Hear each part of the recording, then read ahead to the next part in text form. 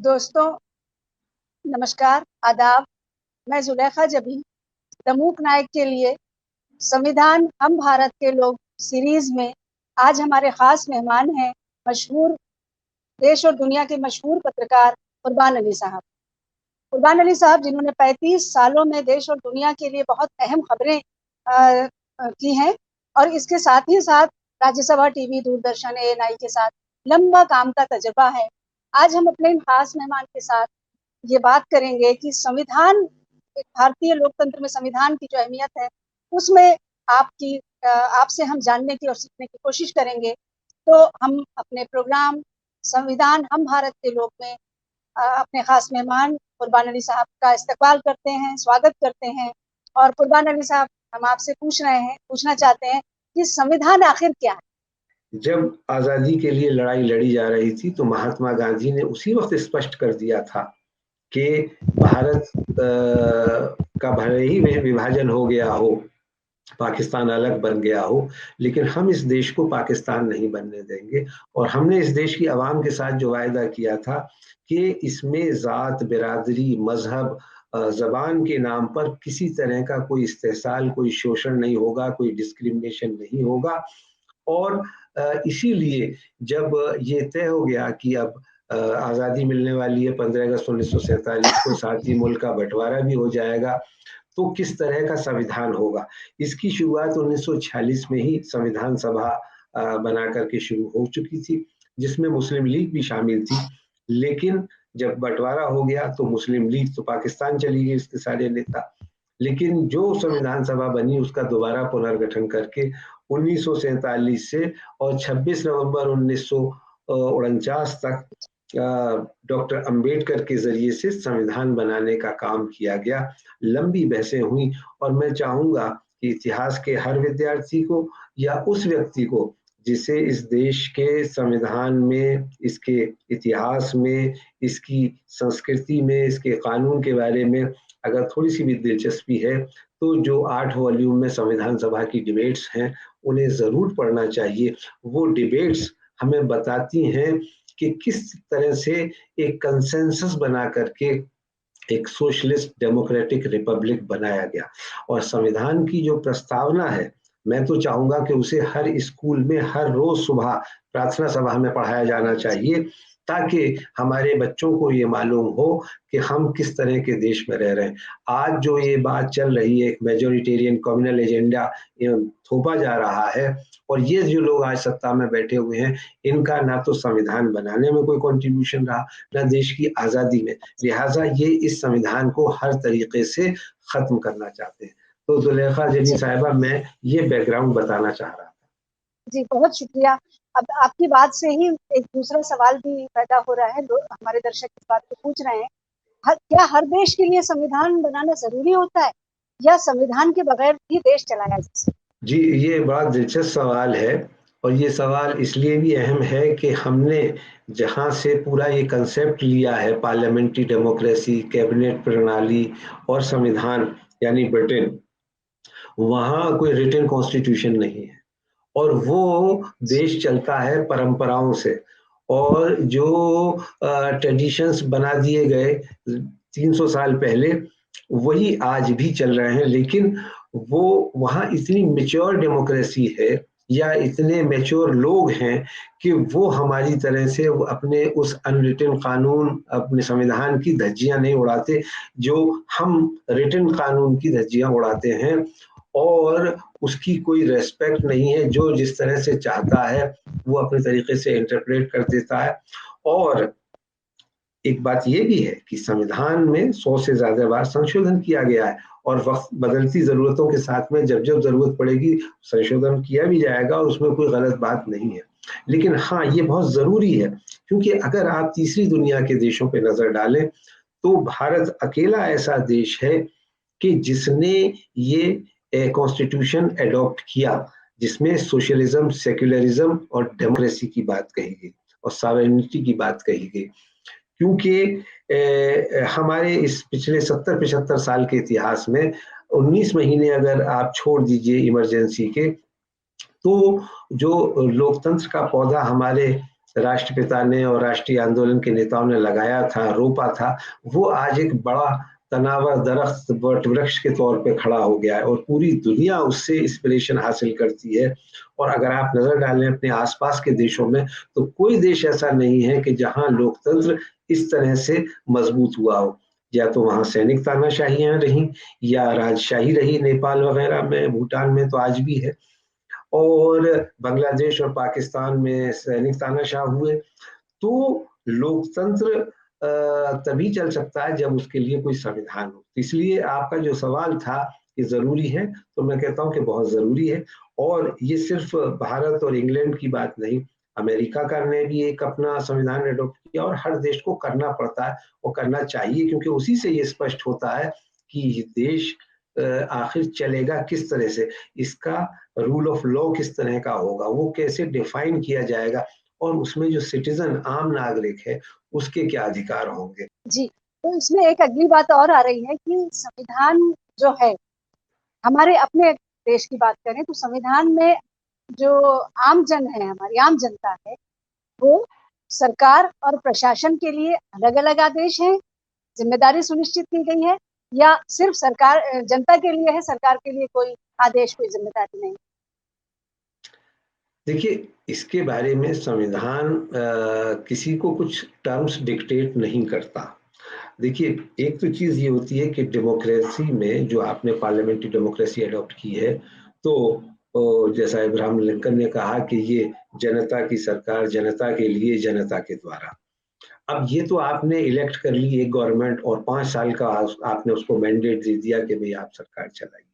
अब एक बार जब हम एक और तो हम जो कॉन्स्टिट्यूशन बनाने के लिए और इस मुल्क को आज़ाद करने के लिए अपने पुरखों को याद करते हैं, उन्हें श्रद्धांजलि देते हैं, उनकी तारीफ करते हैं कि उन्होंने बड़ा काम किया, अपनी जवानी जेलों में काटी हमें आज़ादी दिलाने के लिए, हम इतना शानदार संविधान बना के गए जिसको कहा जाता है कि दुनिया भर में जो ह्यूमन राइट्स का इससे बेहतर दस्तावेज और कोई हो नहीं सकता। लेकिन हमने उसको इम्प्लीमेंट किस तरह से किया, चलाया कैसे, तो ये तो उनकी गलती नहीं थी, ये तो हमारी गलती है।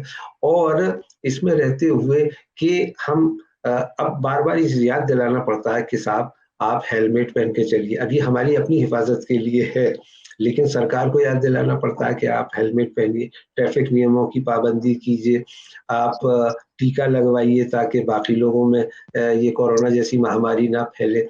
तो इसके बारे में संविधान तो कुछ नहीं कहेगा ना, लेकिन ये एज़ ए कंसर्न सिटीज़न ये तो हमें ही तय करना पड़ेगा कि हम अपने इस देश को कैसे आगे ले जाएँ। जब हम खेल में या दूसरी चीज़ों में एक कॉम्पिटिशन करते हैं और खुशी होती है और फ़ख्र महसूस होता है कि भई हाँ, हमने ये मेडल जीता, ये इनाम जीता, ओलंपिक में हम ये करके आए, कॉमनवेल्थ गेम्स में हम ये करके आए, एशियन गेम्स में हम ये करके आए। उसी तरह से हमें ये भी कोशिश करनी चाहिए कि हम बेहतर शहरी बने, सिटीज़न बने और अपनी ड्यूटीज़ को, हाँ, सरकार की जो ड्यूटीज़ हैं, उसको याद दिलाने के लिए ज़रूरी है कि सिविल सोसाइटी का एक एक्टिव रोल होना चाहिए।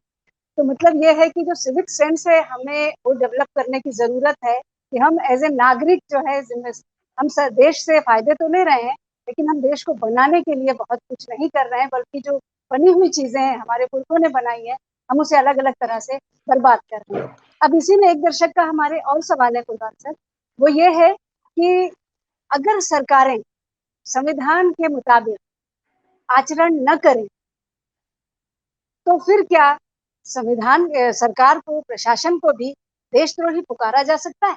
महात्मा गांधी ने हमें बहुत सारे गुरु मंत्र दिए। उन्होंने हमें सबसे बड़ा गुरु मंत्र दिया सिविल नाफरमानी का, और वो पूरा शांतिपूर्ण तरीके से, अहिंसक तरीके से सत्याग्रह का। तो ये जो सवाल है कि अगर सरकारें कोई काम ना करें, तो हमें वही काम करना चाहिए जैसा पिछले 1 साल से हमारे देश के किसान दिल्ली और उसके बॉर्डर पे कर रहे थे, और उन्होंने सरकार को मजबूर किया कि वो उन काले कानूनों को वापस ले ले जो उनके हक में नहीं थे। अब आप बताइए कि उन्हें क्या नहीं कहा गया? उन्हें खालिस्तानी कहा गया, उन्हें विदेशों से सहायता मिलने वाला कहा गया, उन्हें देशद्रोही कहा गया, उनके ऊपर मुकदमे कायम किए गए, उन्हें मारा पीटा गया बुरी तरह से, और 700 से ज्यादा लोगों की इस आंदोलन के दौरान, जिसे आज 1 साल पूरा हो रहा है, चली गई। उसकी अकाउंटेबिलिटी क्या? प्रधानमंत्री जी तो आए और उन्होंने जैसे रात में उन्हें कुछ दिव्य ज्ञान मिल गया हो गुरु नानक जी के गुरु पर्व पर, और आकर के उन्होंने वाहवाही लूटने के मकसद से देश को संबोधित करके कि साहब हमसे गलती हो गई और हम ये काले कानून, तो ये नहीं कहा उन्होंने, हम ये कानून, कृषि कानून वापस ले रहे हैं। लेकिन आप जरा तसव्वुर कीजिए कि देश का प्रधानमंत्री इतनी बड़ी घटना पे, जो साल भर आंदोलन चला जिसमें 700 लोगों की जाने गई, वो ऐसे कह रहा है जैसे कोई गिलास टूट गया हो कि इतनी मामूली सी गलती कि साहब इसको हम दुरुस्त कर देंगे। और इसीलिए किसानों ने ये तय किया कि हुजूर आपकी बात का यकीन नहीं है, कौल फेल का हमें यकीन नहीं है, हम तो जब पार्लियामेंट ने ये कानून पास किए हैं वहीं से वापस होगा तब मानेंगे। और अभी हमारी ये आधी बात मानी गई है। दूसरी बात ये है कि एमएसपी का कानून जब तक आप नहीं बनाएंगे तो ये हमारा आंदोलन खत्म नहीं होगा। और तीसरी बात जो कि कही जानी चाहिए और जिस पे कोई पीछा नहीं हटा, कि उन 700 लोगों को जिनकी जानें गई हैं, उनकी जानें वापस तो नहीं आ सकती, लेकिन उनकी यादगार में कुछ ना कुछ होना चाहिए और उनके जो पीड़ित परिवार हैं उन्हें कुछ मुआवजा मिलना चाहिए। ये हाँ, इसके लोकतंत्र साथ है। ही जी, जी। जी, इसके साथ ही ये भी चीज़ है कि 700 लोगों की जो जानें गई हैं, उसमें कुछ लोगों को तो बाकायदा साजिशन जो है कुचला गया। बिल्कुल। तो ये भी वही है, मैं तो कह और रहा ये हूँ। जी, तो ये जो सवाल था ना कि हम क्या करें, तो जी, यही है कि जब सरकारें जो हैं वो तानाशाही पूर्ण तरीके से काम करने लगे, अपनी मनमानी करने लगे, ऑटोक्रेट हो जाएं, जैसे श्रीमती इंदिरा गांधी हो गई थी। अपना उनका जब चुनाव रद्द हो गया था तो उन्होंने इमरजेंसी लागू कर दी। उसके खिलाफ जयप्रकाश नारायण, जिसका सत्ता से कोई मतलब नहीं था, उसने एक आंदोलन खड़ा किया, पूरे देश में ऐसा माहौल बना दिया कि वो इंदिरा गांधी जिसे कहा जाता था कि she was the only man in her cabinet and in her party, उसको, और जो कभी सोच नहीं सकती थी कि चुनाव हार जाएंगी, उनको इसी संविधान के जरिए से, इसी लोकतंत्र के जरिए से लोगों ने चुनाव हरा दिया और ये सबक दे दिया कि आप राजा नहीं हैं, आप प्रजा के, राजा और प्रजा का कंसेप्ट तो पुराना है, तो लोकशाही है, बात लोकशाही की चलेगी। तो इसलिए जब भी सरकारें गलत करें, सिविल सोसाइटी का और देश के हर नागरिक का ये फर्ज बनता है कि वो आगे आए। उसी तरह से जी, जैसे सीए कानून के विरोध में लोग आए और शाहीन बाग एक फिनोमेना के तौर पर 150 से ज्यादा शहरों में शाहीन बाग जी, हुए। ये ये इसकी इजाजत हमें भारत का संविधान देता है, ये सिविल लिबर्टीज की बात है। और हाँ, हिंसा नहीं होनी चाहिए, किसी भी तरह की हिंसा की मजम्मत होनी चाहिए, उसे कंडेम किया जाना चाहिए, लेकिन डेमोक्रेसी में अपनी बात कहने का हक सबको है। और इसीलिए पिछले 1 डेढ़ साल में जो सुप्रीम कोर्ट के और दूसरे हाई कोर्ट्स के फैसले आए हैं उनमें इन बात को माना गया है कि राइट ऑफ स्पीच और राइट टू एक्सप्रेशन ये बुनियादी हक है जो इस भारत के संविधान ने दिया है और इसे कर्टेल नहीं किया जा सकता। बिल्कुल आपने ये सिविल नाफरमानी की बात की और ये पिछले प्रधानमंत्री इंदिरा गांधी जी की बात आपने की और किस तरह से एक जन दबाव में उनको एक तरह से उनकी बेदखली को जायज़ ठहराया गया। लेकिन उस वक़्त अदालत का बहुत बड़ा रोल था और इलाहाबाद हाई कोर्ट ने उनको मतलब शायद अभी तक देश के इतिहास में पहली प्रधानमंत्री हैं वो, जिनको कोर्ट में हाज़िर होना पड़ा। तो जी, आज तो आज जो है संविधान के नज़रिए से ये सवाल ये है कि इसका मतलब है संविधान में प्रावधान है कि जो सुप्रीम कोर्ट है मतलब हाई कोर्ट बुला सकती है देश के प्रधानमंत्री। तो क्या आज हमारी अदलिया जिस तरह से चल रही है, हमारी अदालतें जिस तरह से काम कर रही है, वो सरकार को बुलाना तो छोड़ दीजिए, वो सरकार के छोटे अधिकारी के खिलाफ भी इंक्वायरी तक भी नहीं बैठा पा रही है, वो किसी भी तरह से इंसाफ को कायम नहीं कर पा रही है। ऐसे में अदालत के लिए संविधान के अंदर क्या दिया, जुडिशरी के लिए देख क्या दिया? जी, जी। जी, ज़ुलेखा जबी साहिबा, देखिए इसमें मैं बहुत माज़रत के साथ ये कहना चाहूँगा कि हमको जनरलाइज़ नहीं कर देना चाहिए और सारी उम्मीद ख़त्म नहीं कर देनी चाहिए, क्योंकि जैसा मैंने कहा कि इंदिरा गांधी जितनी ताकतवर लीडर, जिसने कि कांग्रेस पार्टी के 2 टुकड़े कर दिए और वो लोग जो उनके बाप पंडित जवाहरलाल नेहरू को लीडर नहीं मानते थे, उनको एक तरह से सबक सिखा दिया। मोरारजी देसाई, निजलिंगप्पा, कामराज, सीबी गुप्ता, अतुल्य घोष वगैरह-वगैरह लंबी फहरिस्त है जो कांग्रेस सिंडिकेट बनी और कांग्रेस का डिवीजन करके वो मध्यावधि चुनाव करा के कहीं लोकसभा में थम्पिंग मेजोरिटी से जीत करके आई थी। लेकिन आपने खुद ही अभी कहा कि हाई कोर्ट के एक मामूली जज ने तलब कर लिया और 2 घंटे तक बिठाया कटघरे में मुलजिम के तौर पर। तो हमें ये नहीं मान लेना चाहिए कि सब कुछ खत्म हो गया। इमरजेंसी में भी ये मान लिया गया था कि सब कुछ खत्म हो गया है, क्योंकि ना कोई अपील, ना कोई वकील, ना कोई दलील। 1 लाख से ज्यादा पॉलिटिकल और सोशल एक्टिविस्ट जेलों में बंद थे। 19 महीने तक जेलों में बंद रहे। मैं भुक्तभोगी हूँ उसका। मेरे पिता भी 19 महीने जेल में थे, इसलिए जानता हूँ कि क्या हुआ था। तो लेकिन उसके बावजूद जो उस वक्त की जुडिशरी थी वो काम कर रही थी, उसने किए। हाँ, ये दबाव जरूर था, आज भी दबाव है। और जुडिशरी की बात क्यों करें, आज मीडिया का क्या हाल है? आज मीडिया किस तरफ जा रहा है? पूरी तरह से सोल्ड आउट है। और आज आम आदमी की, गरीब की, दलित की, शोषित की, वंचित की, माइनॉरिटीज के किसी भी आदमी की बात मेन स्ट्रीम मीडिया में नहीं आती। तो क्या हम फिर ये कहते हैं कि नहीं साहब, ये मीडिया भी खराब, जुडिशरी भी खराब, पार्लियामेंट्री डेमोक्रेसी भी खराब, तो ऑप्शन क्या है? ऑप्शन तो हमें इसी से निकालना पड़ेगा ना। तो जो सिस्टम हमें मिला हुआ है उसी को ये बताना होगा, और उसके लिए थोड़ा सा जरा सब्र उसके साथ में बैठना पड़ता है। देखिए, किसानों की का आंदोलन एक मिसाल है। 1 साल तक उन्होंने बारिश झेली, धूप, गर्मी, सर्दी, लेकिन डटे रहे। और अगर आपकी बात में सच्चाई है तो देर सवेर होगा। और गांधी जी को कितना टाइम लगा? 1915 से लेकर के 47 तक क्या क्या उन्होंने नहीं सहा, कितनी साल जेलों में गुजारे, और उनके साथ लाखों लोगों ने गुजारे। तो हर चीज की कीमत होती है, वो करनी पड़ती है। लेकिन जब जो आप बात कह रही थी, ये प्रधानमंत्री जब बोल रहे थे संसद के अंदर, मैं अगर वहां होता तो उनसे पूछता कि हुजूर वाला, आप जिन आंदोलनकारियों को आंदोलन जीवी बता रहे हो और जिन पर ये तोहमत लगा रहे हो, अगर गुजरात का नवनिर्माण आंदोलन नहीं होता तो प्रधानमंत्री जी, आप वहीं अहमदाबाद के बस अड्डे पर चाय बेच रहे होते। उस आंदोलन की वजह से आप गुजरात के मुख्यमंत्री और देश के प्रधानमंत्री बने। अगर जेपी मूवमेंट 1974 का नहीं होता तो नरेंद्र मोदी साहब, आपकी और आपकी पार्टी की कोई पहचान नहीं होती। ये सारी चीजें आंदोलन से निकली हैं। हमारा देश आंदोलन से आजाद हुआ, और उसके बाद कई बड़े आंदोलन हुए, अलग अलग तरह के आंदोलन हुए। आंदोलन नहीं होने चाहिए, ये आखिरी चीज होनी चाहिए। लेकिन किसी भी जिंदा कौम के लिए ये जरूरी है कि अगर उसे लगता है कि उसके हक और हुकूक कर्टेल किए जा रहे हैं, मारे जा रहे हैं, पामाल किए जा रहे हैं, तो वो अपनी आवाज उठाए। उसके लिए जरूरी है कि एक इंडिपेंडेंट प्रेस और इंडिपेंडेंट जुडिशरी। अब ये बात सही है कि 7 साल से ये लोग सरकार में है, और बदकिस्मती से हमारे यहाँ जो निज़ाम है, चुनाव आयोग तो काफी हद तक इंडिपेंडेंट है, उसके बावजूद उसके ऊपर भी ये आरोप लगे कि वो इंडिपेंडेंटली काम नहीं करता। जुडिशरी में हमारे यहाँ सिस्टम जजों के अपॉइंटमेंट का बदकिस्मती से सरकार के हाथ में है।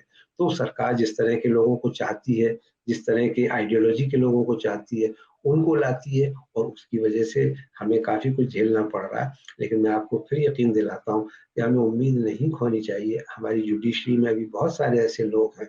अभी ये तबलीगी जमात के मामले को लेकर के कई देशों के हाई कोर्ट, कई राज्यों के हाई कोर्टों ने ऐसे फैसले दिए जो आई ओपनर है। और आज भी सुप्रीम कोर्ट और हाई कोर्ट सरकार से सवाल पूछ रहे हैं। तो सब कुछ खत्म नहीं हुआ। जी, बिल्कुल। उम्मीद तो देश के नाते और कैसे भी उम्मीद नहीं छोड़ी जानी चाहिए। अब हमारे दर्शक का एक सवाल है कि राष्ट्रहित क्या है और संविधान में इसे किस तरह परिभाषित किया गया है? हमारे यहाँ राष्ट्र हित भी बहुत सारी चीजों को लेकर के बता दिया जाता है। हमारे कई प्रधानमंत्रियों ने बताया कि हमें एटॉमिक शक्ति बनना हमारे राष्ट्र हित में है। अब इसमें बड़ी बहस हुई, कुछ लोगों का कहना था नहीं, कुछ लोगों का कहना था नहीं जरूरी है।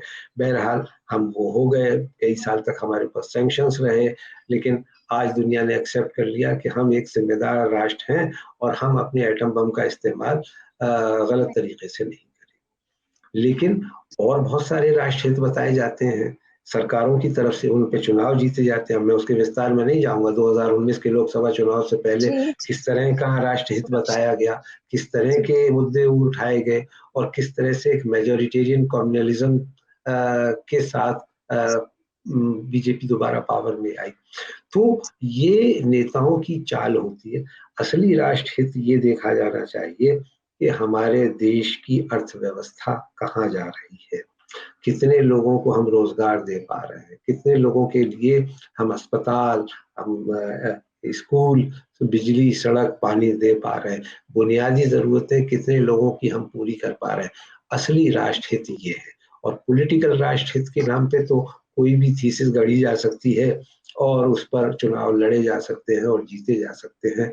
लेकिन मेरी राय में किसी भी सिविल सोसाइटी के लिए ये मकसद होना चाहिए जो आज विकसित देशों में, खासकर यूरोप और अमेरिका में है, कि वहाँ के लोग जो हैं, जो अपनी म्युनिसिपैलिटी, लोकल बॉडीज हैं, वहाँ कितना पैसा खर्च होना चाहिए, नालियाँ कैसी बननी चाहिए, स्कूल कैसे होने चाहिए, अस्पताल कैसे होने चाहिए, सोशल सिक्योरिटी कैसे होनी चाहिए।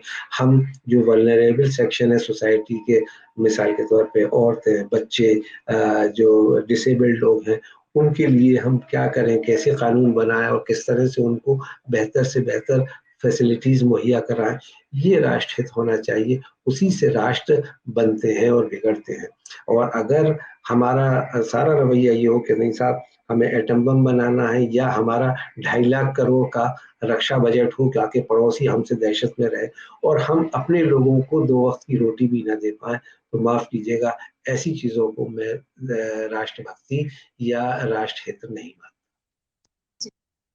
और आखिरी जाते-जाते एक और बात आपके साथ जानना चाहेंगे हम अपने दर्शकों के साथ मिलकर, कि मौजूदा दौर में जिस तरह से यूएपीए जैसा जो कानून है जो लगाया जा रहा है पत्रकारों पे, आम नागरिकों पर और सबको, मतलब जो भी देश हित की बात करेगा, सचमुच जो भी संविधान के और डेमोक्रेसी के हित की बात करेगा, एक नागरिक हित की बात करेगा, उसे यूएपीए लगा दिया जाएगा और इससे ये देश त्रस्त होता चला जा रहा है। तो इस पर आपकी टिप्पणी जी, चाहिए। लेकिन आजाद हिंदुस्तान में गिरफ्तारी देने वाला पहला व्यक्ति राम मनोहर लोहिया है, जिसने 9 मई 1949 को दिल्ली में मंडी हाउस पे, जहां अब नेपाल एम्बेसी है, वहां नेपाल में राजशाही के खिलाफ आंदोलन करते हुए गिरफ्तारी दी। गिरफ्तारी इसलिए हुई कि वहां दफा 144 लगी हुई थी। सरदार वल्लभ भाई पटेल जैसा आयरन मैन गृह मंत्री था और उन्होंने गिरफ्तार। इसको लेके करस्पॉन्डेंस हुई जवाहरलाल नेहरू में और वल्लभ भाई पटेल में, कि भाई पूरी दुनिया में हमारी थू-थू हो रही है कि हम डेमोक्रेटिक सोसाइटी है, आज़ाद हिंदुस्तान है, और आज भी हम अपने शहरियों को ये हक नहीं दे रहे हैं कि वो प्रोटेस्ट जुलूस निकाल सके, और हमने अपने लोगों को जेल में डाल रखा है। बहरहाल वो 1 डेढ़ महीने तक बंद रहे और उसके बाद गवर्नमेंट को उन्हें छोड़ना पड़ा और ये कहना पड़ा कि हाँ, ये गलत काम हुआ। उसके बाद से लगातार 4-5 केसेस ऐसे हुए। 1954 में यूपी इरिगेशन डिपार्टमेंट ने, उत्तर प्रदेश सरकार ने सिंचाई के दामों में वृद्धि कर दी। उसके खिलाफ उन्होंने आंदोलन किया। इस यूपी स्पेशल पावर एक्ट 1932 कानून के तहत उनकी गिरफ्तारी हुई और लोहिया ने खुद उसको हेबियस कॉर्पस के जरिए से इलाहाबाद हाई कोर्ट में चैलेंज किया और मुकदमा लड़ा और हाई कोर्ट से ये मनवाया कि ये कानून गलत है और ये अंग्रेजों ने हिंदुस्तानियों को तबाह करने के लिए बनाया था, उन पर जुल्म ज्यादतियां करने के लिए बनाया था, इसलिए ये अल्ट्रा वायरस है कॉन्स्टिट्यूशन का। और वो जजमेंट आया और उस जजमेंट को यूपी गवर्नमेंट ने सुप्रीम कोर्ट में चैलेंज किया, तो सुप्रीम कोर्ट ने भी डॉक्टर लोहिया के फेवर में फैसला सुनाया और चीफ जस्टिस के सुब्बा राव ने कहा अपने एक लैंडमार्क जजमेंट में कि डेमोक्रेसी चल नहीं सकती जब तक लोगों के बुनियादी हुकूक बहाल नहीं किए जाएंगे। और उसके बाद से 4-5 और मुकदमे उन्होंने लड़े और सब में उन्होंने हेबियस कॉर्पस के जरिए से चैलेंज किया और जीत करके आए और सरकार को एक तरह से जलील किया कि तुम जिन कानूनों का सहारा लेकर के आम आदमियों को गिरफ्तार करते हो, उन पर जुल्म ज्यादती करते हो, ये सही तरीका नहीं है। इसलिए आपने जो कहा, यूएपीए हो या उस तरह के और कोई भी ड्रैकोनियन कानून, किसी भी सिविल सोसाइटी में इस बात की इजाजत नहीं है। और हाँ, एक और चीज मैं लोहिया की बताऊं, और वो भी इस किताब में जिक्र है कि वो अमेरिका गए और वहां एक रेस्टोरेंट में लिखा हुआ था कि ब्लैक्स आर नॉट अलाउड, तो उन्होंने वहां गिरफ्तारी दी और अमेरिकी राष्ट्रपति ने उनसे माफी मांगी। तो उस पर लोहिया ने कहा कि आपको मुझसे नहीं, स्टैचू ऑफ लिबर्टी से माफी मांगनी चाहिए, क्योंकि आप लोग जो हैं वो पूरी दुनिया में स्टैचू ऑफ लिबर्टी की तस्वीर दिखा करके ये बात करते हो कि सिविल राइट्स और ह्यूमन राइट्स के आप बहुत बड़े चैंपियन। तो ये हमें डेमोक्रेसी सिखाती है, ये हमें गांधी और उनके सत्याग्रह आंदोलन ने सिखाया है कि हर तरह के काले कानून का विरोध होना चाहिए और किसी भी आदमी को एक दिन के लिए भी, एक दिन क्या, एक मिनट के लिए भी गैर कानूनी तरीके से इलीगल डिटेंशन जो है वो नहीं होना चाहिए। ये किसी भी कीमत पर काबिल कबूल नहीं है, बिल्कुल एक्सेप्ट नहीं किया जाना चाहिए। इसकी पुरजोर मजम्मत और मुखालिफत होनी चाहिए। बहुत शुक्रिया कुर्बान अली साहब। डेमोक्रेसी चल नहीं सकती जब तक आम इंसानों के हकूक उन तक न पहुंचाए जा सकें। और तो ये इस बात पर हम अपनी बातचीत को यहाँ रोकते हैं, क्योंकि दर्शकों के बहुत सारे सवाल हैं। मैं माफ़ी चाहती हूँ आपसे, बहुत अच्छी लग रही है आपके साथ बातचीत करना, बहुत सी नई बातें हमको सीखने और समझने को मिल रही है, मुझे भी और हमारे दर्शकों को भी। तो बाद में मतलब बहुत जल्द हम दोबारा फिर इनके आगे के जी, जी। हिस्से में हम मुलाकात ज़ुलेखा करेंगे। साहिबा, मसल है ना कि यार ज़िंदा सोहबत बाकी, तो इंशाल्लाह फिर बात होगी और ये बहुत करते जी जी रहिए। आप ये बहुत अच्छा काम कर रहे हैं, मैं आपको मुबारकबाद देता हूँ। इसकी बड़ी अशद ज़रूरत है क्योंकि हमारे देश की एक बड़ी आबादी को और ख़ास करके नई नस्ल को तो ये पता ही नहीं है कि कितनी मुश्किलों के बाद हमने ये आज़ादी हासिल की है। मैं जब जी तक जी पाकिस्तान और बांग्लादेश नहीं गया था, तो मुझे डेमोक्रेसी के मायने नहीं मालूम हुए। वहाँ जाकर के जब सैनिक तानाशाही देखी, तब पता चला कि हम लोग अपनी डेमोक्रेसी को कितना सस्ते में और हल्के में ले रहे हैं। तो ये हमने सुना, देखा, आपके बारे में जाना, और हम बहुत बहुत शुक्रिया अदा करते हैं। हम बहुत जल्द फिर किसी और उस पर हम आपके साथ मिलेंगे, बात करेंगे। बहुत शुक्रिया प्रमुख नायक की तरफ से, हमारे तमाम दर्शकों की तरफ से। और अभी तक सवाल आ रहे हैं, मुझे लगता है कि हम जब इस पर बातचीत और आगे भी होगी तो जरूर आपके साथ और हमारे दर्शक भी एनी काफी टाइम। आपके साथ गुफ्तगू करेंगे।